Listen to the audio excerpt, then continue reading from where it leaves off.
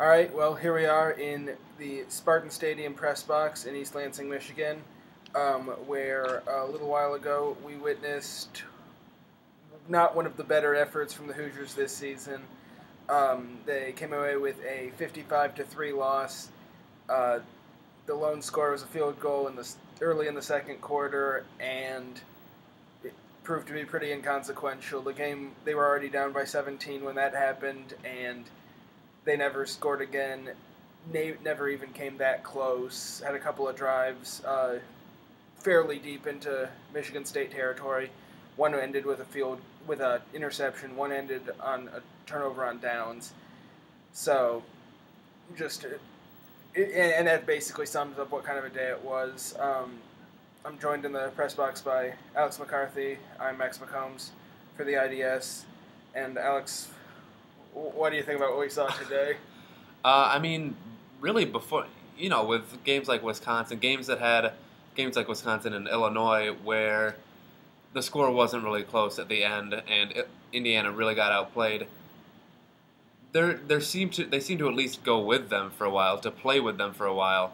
And the Michigan State one, it just seemed like as soon as they scored, boom, they were up 7, 10, 17 nothing. Before you knew it almost. And so IU just never really had much of a shot in this game. A lot of talent on the Michigan State offensive side of the ball and defensive side of the ball, and that was just a lot too much for a lot of the young Indiana players, to compete with really. And Yeah.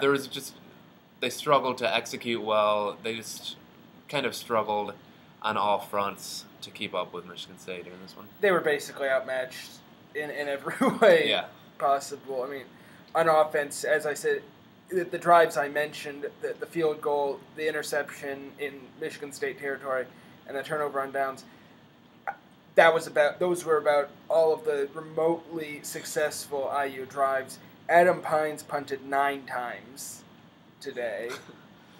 I mean, that tells you pretty much all you need to know about what kind of a day the offense had.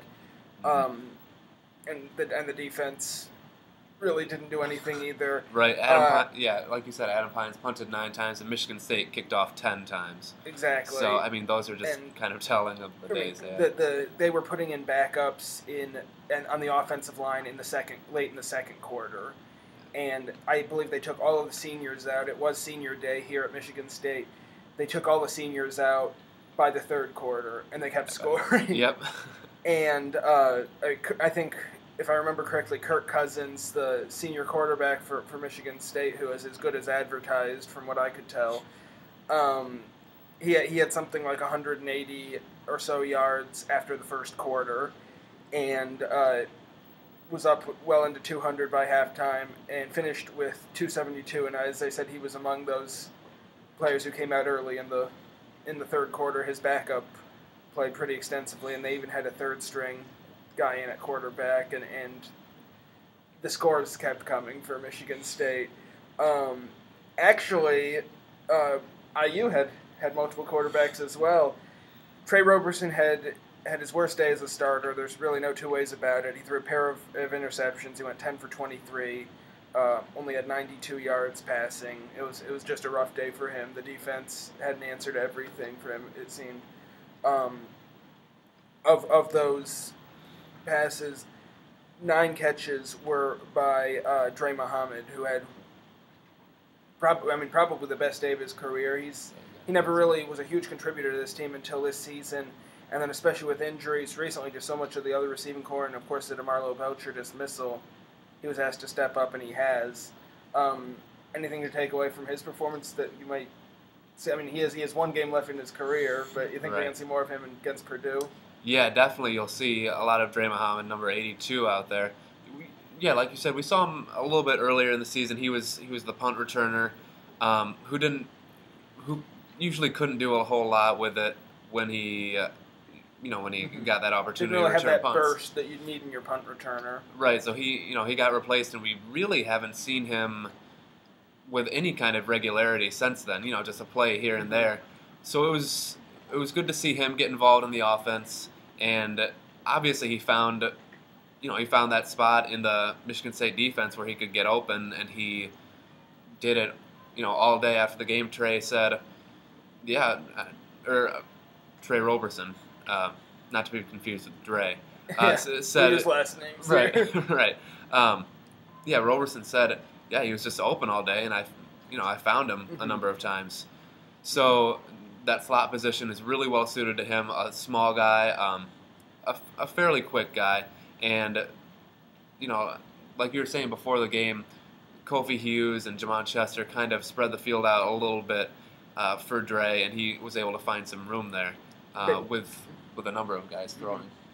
And really, besides Dre Muhammad, none of the receivers really did much of anything. Kofi Hughes was the second leading receiver with 2 catches, 27 yards. That tells you the kind of day he had, and I think both of those catches may have come in the first quarter or something. I mean, the passing game was almost invisible outside of Dre Muhammad catch as a receiver for most of the game, especially the latter portion of it.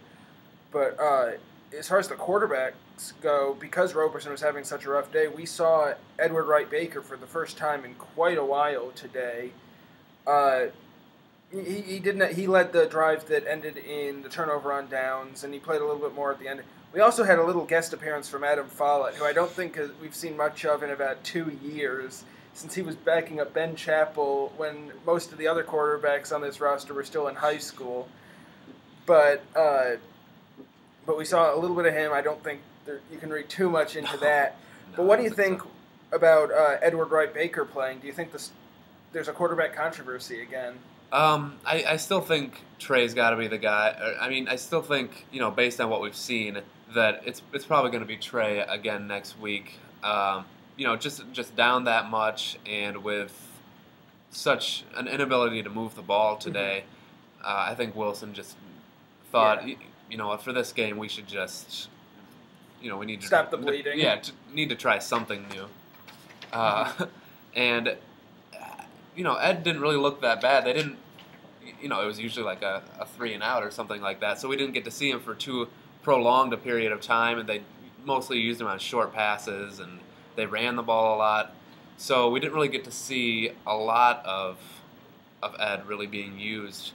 So, I still think probably it's going to be Trey under center next week. I think that's probably true, but after a game like this, we could see a lot of changes to the roster. I mean, Kevin Wilson has shown he is not afraid to change the starting lineup pretty drastically, and you figure next week's the Purdue game, the bucket game, it's going to be the last game for all the seniors. Maybe that'll factor into alarms, maybe not.